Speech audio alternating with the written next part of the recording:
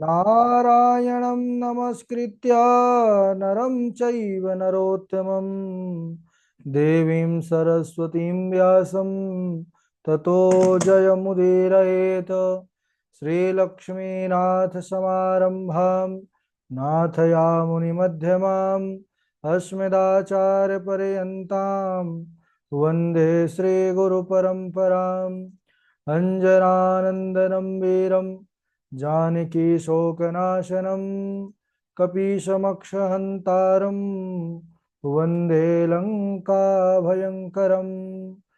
श्रीश्यामाजू के पद कमल जब लग हृदय नवास, श्याम भ्रमरे आवत नहीं तब लगता के पास। बोले वृंदावन बिहारी लाल की जय। भागवत महापुराण की जय। सुखदेव भगवान की जय। परम मंगलमय परात्पर अखिलेश्वर अचिंत कल्याण गुणगण निधान सर्वेश्वर सर्वाधिपति अकारण करुणा वरुणालय अकारण करुणा कारक सकल जन्य कल्ल सापहारक परात्पर पर ब्रह्म सच्चिदानंद स्वरूप परमपिता परमात्मा श्री राधा गोविंद सरकार राधा रमण बाधा हरण श्री बांके बिहारी लाल उनका यह वांग में शब्द में विग्रह श्रीमद् भागवत महापुराण। कोटि कोटि नमन कोटि कोटि प्रणाम। इस परम पावन पुराण ग्रंथ पारमहंसों की पावन संहिता श्रीमद् भागवतम को नंद नंदन यशोदा नंदन वृजन रंजन देवकी नंदन श्याम सुंदर श्री कृष्ण के पाद पद्मों पर कोटसा नमन नतमस्तक वंदन एवं अभिनंदन। उनकी आह्लादनी शक्ति प्राण प्रिया जगत वंदनी वृषभानुनंदनी भासुती जगदीश्वरी बरसाने वाली श्री किशोरी जी के पावन चरणारविंदों पर कोटसा प्रणति। समस्त भूतादिक श्री राम मैं सब जग जानी करहूँ प्रणाम जोरी जुग पानी। हम सबका यह परम सौभाग्य कि श्रीमद् भागवत सप्ताह कथा की तैयारी का पावन विचार संकल्प लेकर के एक स्थान पर एक साथ जुड़कर इस पावन पुराण श्रीमद् भागवतम की तैयारी कर रहे हैं। इस समय हम सब बड़े ही पावन पुनीत प्रसंग पर बने हुए हैं। दक्ष प्रजापति का उपाख्यान जिसमें माता सती अपने स्वामी अपने आराध्य भगवान भूत भावन शंकर का अपमान जब देखा तो उन्होंने अपने ही जो है क्रोधाग्नि से शरीर को त्याग दिया। जब माता ने शरीर त्याग दिया तो जो शिवगण आए थे माता सती के साथ वे सब उस यज्ञ को विध्वंस करने के लिए टूट पड़े। कई शिवगण तो अपने आप ही स्वयं को समाप्त कर लिया कि जब माता नहीं रही तो हम किस मुंह से भगवान शंकर के पास जाएंगे। इसके बाद इधर जैसे ही भगवान शंकर को पता चला कि माता सती नहीं रही उन्होंने अपना देह त्याग कर दिया, अपमान नहीं सह सकी। तब भगवान शंकर का रौद्र रूप प्रकट हुआ। भगवान शंकर वैसे तो बड़े भोले भाले हैं लेकिन जब उनके कोई भक्त का अपराध करता है तब फिर उनसे क्रोधवान कोई और नहीं होता। भगवान शंकर क्रोधित होकर के विशाल जटाओं में से एक जटा उखाड़ करके और पृथ्वी पर पटका है। जैसे ही पृथ्वी पर पटका है वैसे ही एक विशाल काय पुरुष वीरभद्र वीरभद्र आया और पूरी यज्ञशाला को नष्ट किया। दक्ष प्रजापति के सर को तोड़ मरोड़ करके उसी यज्ञ कुंड में सुहा कर दिया। हम सब पूर्व प्रसंग पर श्रवण किए कि जितने आए थे सभी देवता अंग भंग होकर के ही सब गए। जो आचार्य जी थे भृगु जी उनकी दाढ़ी मूछें उखाड़ ली गई। जो पूखा देवता थे इनके दांत तोड़ दिए गए। भग देवता की आंखें फोड़ दी गई। इस प्रकार संपूर्ण यज्ञशाला में आग लगा करके उसको नष्ट करके सब शिवगण कैलाश को लौट आए। ब्रह्मा जी सभी देवताओं को साथ में लेकर के भगवान शंकर की शरण में गए हैं क्योंकि यज्ञ अगर पूर्ण नहीं होता है तो उससे फिर उसका भयंकर परिणाम सामने आता है। भगवान शंकर के पास गए सभी देवता ब्रह्मादि के देवता और भगवान शंकर की बड़ी सुंदर स्तुति किया। तब भगवान शंकर क्षणे रुष्टा क्षणे तुष्टा वह प्रसन्न हो गए और प्रसन्न होकर के उन्होंने अपने गणों को आदेश दिया कहने लगे कि ठीक है, हम आपके यज्ञ को पूर्ण करेंगे और जो कुछ देवता भी अंग भंग हो गए हैं उनको भी स्वस्थ करेंगे। भगवान शंकर गणों को आदेश दिए कि दक्ष प्रजापति के सर के स्थान पर बकरे का सिर लगा दो। शिवगण आदेश पाते ही दक्ष प्रजापति के सिर के स्थान पर बकरे का सिर लगा दिया। भगवान शंकर ने कहा कि भग देवता मित्र देवता की आंखों से देखें, पूखा देवता वृद्ध हो गए हैं इसीलिए पिसा खाएं। अब भृगु जी को इसी बकरे की ही दाढ़ी मूछे लगा दी जाए। अब भगवान शंकर ने जैसा जैसा कहा वैसा वैसा शिवगणों ने कर दिया। इधर जैसे ही बकरे का सर लगा तो दक्ष प्रजापति के शरीर में भगवान शंकर ने जैसे ही प्राण डाले, वह उठ करके उनकी स्तुति करने लगा, मैं करता हुआ। पहले बड़ा अभिमानी था जिसके कारण उसका सर कट गया, अब वह उठ करके प्रणाम किया है सबसे पहले भगवान शंकर को। तब अहम ब्रह्मा च सर्वश्च जगतः कारणम परम, भगवान नारायण ने कहा देखो दक्ष, मैं भगवान शंकर और ब्रह्मा जी ये तीनों ही जगत के अभिन्न कारण हैं और हम तीनों तीन रूप में रहते हैं लेकिन तत्व एक ही है। त्रयाणामेक भावानां यो न पश्यति वैभिदाम सर्वभूतात्मनां ब्रह्मन् स शान्तिमधिगच्छति। हम तीनों में जो समान भाव रखता है वह शांति को प्राप्त करता है। इसीलिए भगवान शंकर और भगवान नारायण इनमें कभी भेद नहीं देखना चाहिए। हरिहर एक है दो, है ना। कई बार ऐसा कोई कोई अपराध कर देता है, भगवान शंकर की भक्ति तो करता है लेकिन भगवान नारायण की उपेक्षा करता है, भगवान नारायण के जो भक्त जन हैं उनकी निंदा करता है। इससे भगवान शंकर कभी प्रसन्न नहीं हो सकते, है ना। लिखा है हरिहर निंदा सुनहि जे काना होई पाप गो घात समाना। हरि या हर, इनकी निंदा जो सुनता है उसको जो है गौ हत्या से बढ़कर के पाप लगता है। ऐसा कह करके भगवान नारायण अंतर ध्यान हो गए और दक्ष का यज्ञ फिर पूर्ण हुआ। जो दक्ष नंदनी सती थी जिन्होंने अपना देह त्याग दिया था, कालांतर में यह हिमालय की पत्नी मैना के गर्भ से उत्पन्न हुई और भगवान शंकर को उन्होंने पाने के लिए बड़ी कठिन तपस्या की और उनको पुनः पति रूप में प्राप्त कर लिया। सदा सदा के लिए उनकी अर्धांगनी हो गई। बोलिए सांब सदा शिव भगवान की जय। इसके बाद श्री मैत्रेय मुनि जी कहते हैं कि विदुर जी स्वयंभू मनु और शत्रुपा के प्रियव्रत और उत्तानपाद ये दो पुत्र थे।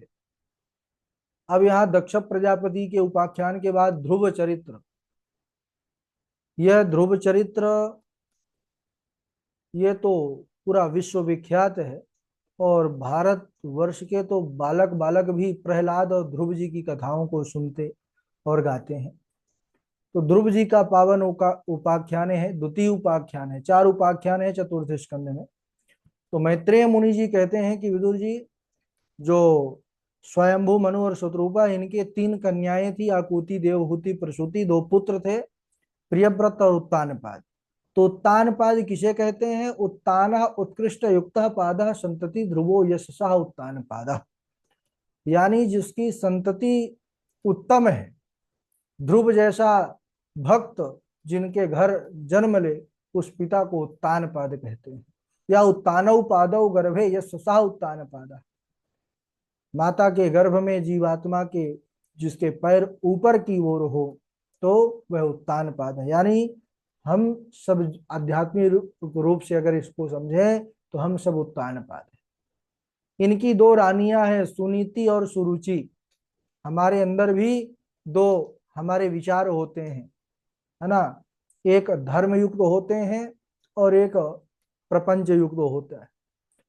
तो सुनीति और सुनीति यह महाराज उत्तानपाद की जो 2 रानियां थी, इसमें सुनीति कौन है?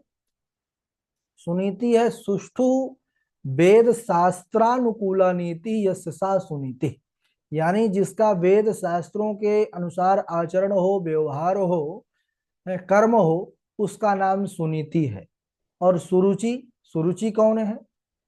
सुष्ठु मनोनुरूपा रुचिर यस्सा सुरुचि, यानी जिसका मन के अनुरूप कार्य है, मन को जो अच्छा लगे वही करने वाले जो है वो है सुरुचि, यानी मनोमुखी। एक होता है गुरुमुखी, एक होता है मनोमुखी। गुरु यानी धर्म से संबंधित, और मन यानी जो आया मन मौजी। तो जब हमारा, अच्छा, सुनीति के घर कौन जन्मे? सुनीति के घर ध्रुव जी का जन्म हुआ, और सुरुचि के यहाँ उत्तम। तो हमारा जब आचरण वेद शास्त्रों के अनुकूल होगा तो हमारे घर भी संतति ध्रुव प्रहलाद जैसा हो। अब माता जो सुनीति थी, इनके घर तो ध्रुव आए और सुरुचि के यहाँ पर उत्तम आए। अब जो महाराज उत्तानपाद हैं, इनका प्रेम जो सुरुचि है इससे अत्यधिक है, सुनीति से महाराज कम प्रेम करते हैं। अच्छा, जो सुरुचि का पुत्र हुआ उत्तम, यानी मनोनुरूप, मन को अच्छा तो लगता है कार्य, लेकिन जो उसका प्रतिफल होता है देखने में भले अच्छा लगे लेकिन वह विनाशी होता है। ध्रुव आज भी अमर है, और उनके भाई जो उत्तम है उनका जो है तो नाम नहीं लिया जाता है। तो मन का जो परिणाम होता है वह विनाशी होता है।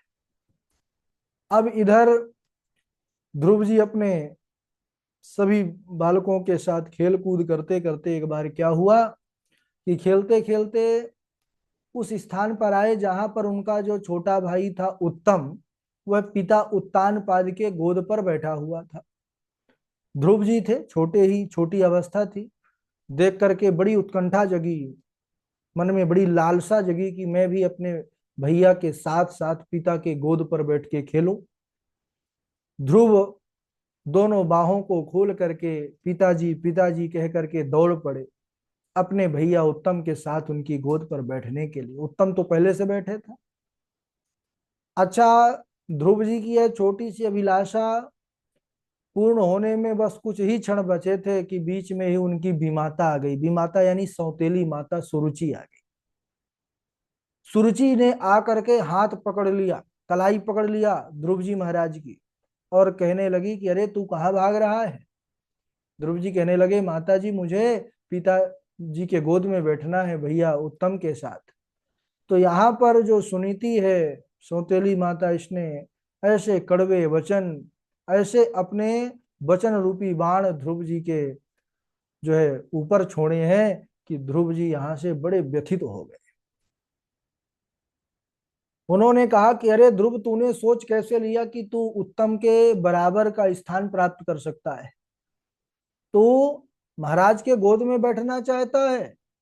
हाँ मैया, मैं चाहता हूं कि अपने छोटे भाई के साथ मैं भी उनकी गोद में बैठ के खेलूं। बहुत डांट लगाई कि अरे तू उनके गोद में बैठने का अधिकार प्राप्त नहीं करता है और ना ही इस जन्म में कर सकता है। अगर तुझे उत्तम के साथ बैठना है अपने पिता के गोद में तो जा पहले भगवान की आराधना कर, जंगल में जा करके उनको प्राप्त कर, और प्राप्त करने के बाद उनसे वरदान मांग कि तुझे मेरे गर्भ से जन्म मिले। जब तू मेरे गर्भ से जन्म लेगा तभी उस गोद पर बैठने का अधिकार प्राप्त होगा तुझे। देखिए, माता होने का दायित्व सुरुचि ने यहाँ तक तो ठीक उपदेश दिया। प्रत्येक माता पिता का कर्तव्य है कि अपनी संतति को भगवत मार्ग की ओर प्रेरित करे। वन में जाओ, भगवान का भजन करके भगवान का प्राप्त करो, ये यहाँ तक तो ठीक था। लेकिन उसके बाद उसके अंदर जो अभिमान है वह उसके वचनों के माध्यम से जागृत हुआ। अरे भगवान का दर्शन क्या गर्भ में लाने वाला है? भगवान का दर्शन तो आवागमन के बंधन से इससे मुक्त करने वाला है। अब इधर ध्रुव जी महाराज रोने लगे, छोटी सी अभिलाषा पूर्ण ना हो पाई। रोते रोते माता के पास गए। उनकी माता का नाम सुनीति। सुनीति के पास पहुंचे हैं। सुनीति परेशान हो गई बालक को रोते देख करके। हर माता परेशान हो जाती है, क्या हुआ बेटा बताओ, बोल क्यों नहीं रहे। लेकिन ध्रुव जी हैं कि कुछ बोल नहीं रहे, रोते जा रहे हैं। साथी बालकों ने सारी घटना का वर्णन किया कि वहां किस प्रकार से अपमान किया है उनकी सौतेली माता ने। तो धन्य है माता सुनीति, दर्शन कीजिए, यहाँ से प्रेरणा लेनी चाहिए ऐसी माँ से, सब माताओं को। जो है सुनीति माता ने जब सुना कि इस प्रकार का व्यवहार किया है एक माँ हो करके, तो मन में पीड़ा तो बहुत हुई, लेकिन फिर भी उन्होंने अपने आप को संभाला और अपने संतान को कैसे शिक्षा दे रही हैं।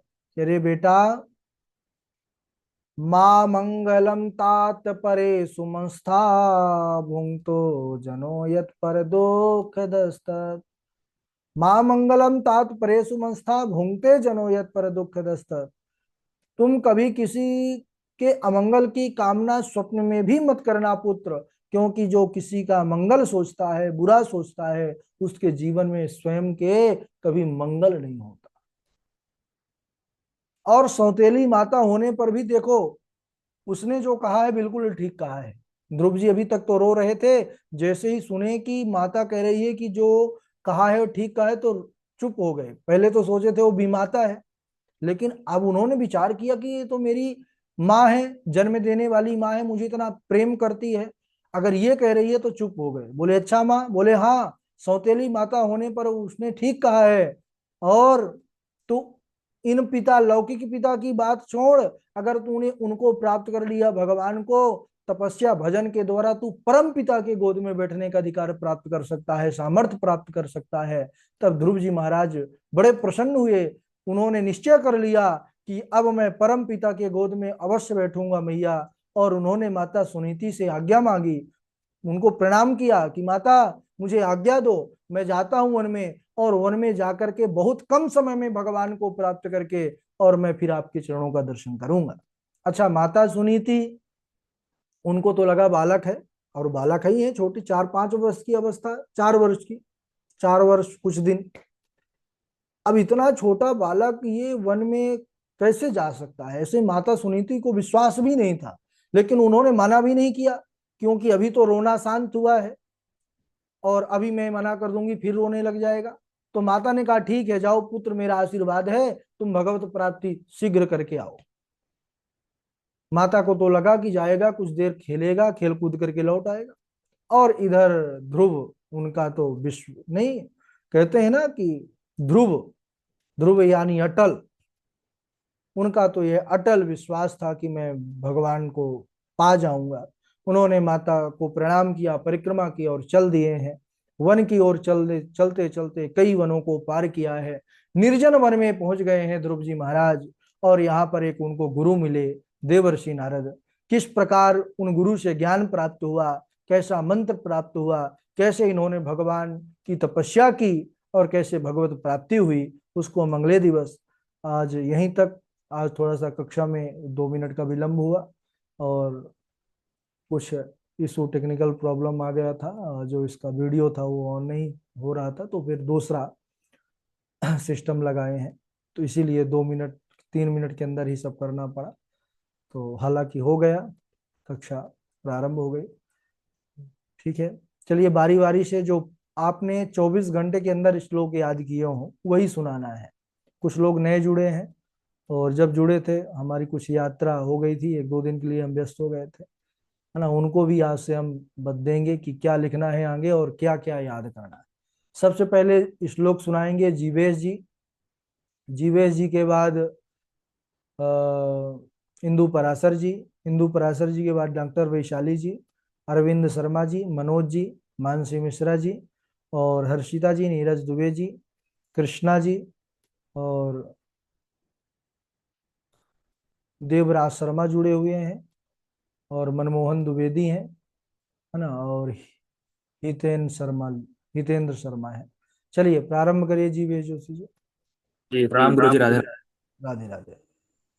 संचिन्तयेद् भगवतश्चरणारविन्दम् वज्राङ्कुशध्वज सरोरुहलाञ्छनाढ्यम् उत्तुङ्गरक्तविलसन्नखचक्रवाल ज्योत्स्नाभिरातमृहद्रुधयान्धकारम् अभिसन्धाय यो हिंसाम् दम्भं मात्सर्यमेव वा संरम्भी बिन्दुदृग्भावम् मयि कुर्यात् स तामसः सालोक्य साष्टि सामीप्य सारूप्यैकत्वमप्युत दीयमानन्न गृह्णन्ति विना मत्सेवनं जनाः ग्रहेषु कूटधर्मेषु दुःखतन्त्रेष्वतन्द्रितः कुर्वन् दुःखप्रतीकारम् सुखवन्मन्यते गृही। राधे राधे। बहुत सुंदर। जीवे जी के बाद इंदु पराशर जी, आप सुनाइए। राधे राधे गुरुजी प्रणाम। राधे राधे, सुनाइए।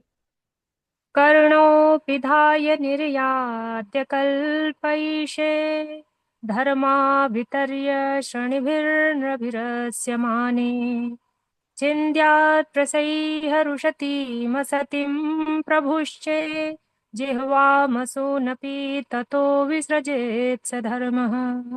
राधे राधे गुरुजी। ठीक है, बहुत अच्छा। डॉक्टर वैशाली जी।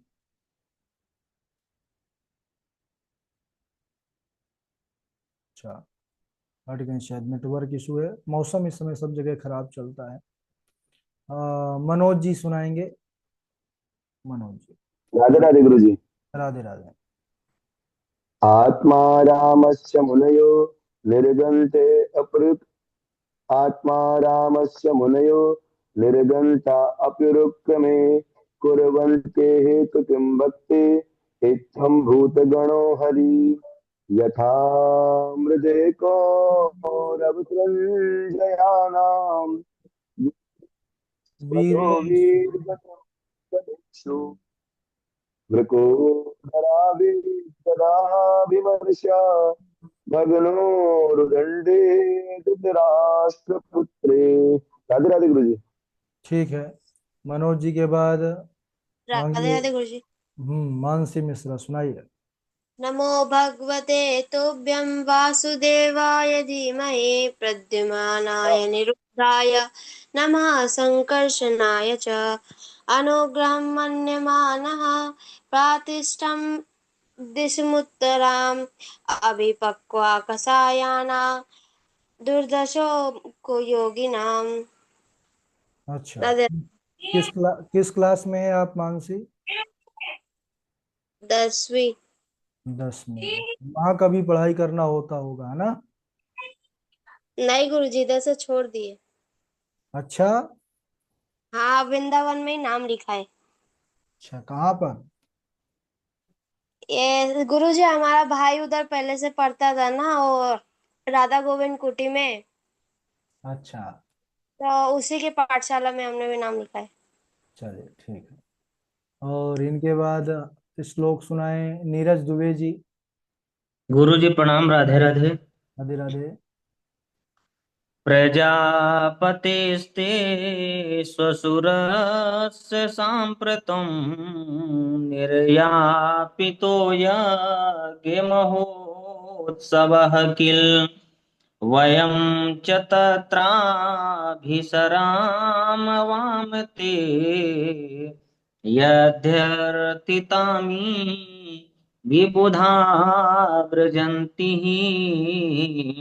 यद्यर्थितानि विबुधा व्रजन्ति कर्णौ पिधाय निर्याद्यदकल्पैसे धर्मावितर्य सृणिभिर्नभिरस्यमाने छिन्द्यात् प्रसह्य रुसतीमसतिं प्रभुश्चे जिह्वामसूनपि ततो विसृजेत् स धर्मः जिह्वामसूनपि ततो विसृजेत् स धर्मः। राधे राधे गुरु जी। ठीक है, बहुत अच्छा। हर्षिता जी, आप सुनाइए। राधे राधे गुरु जी प्रणाम। हाँ, सुनाइए।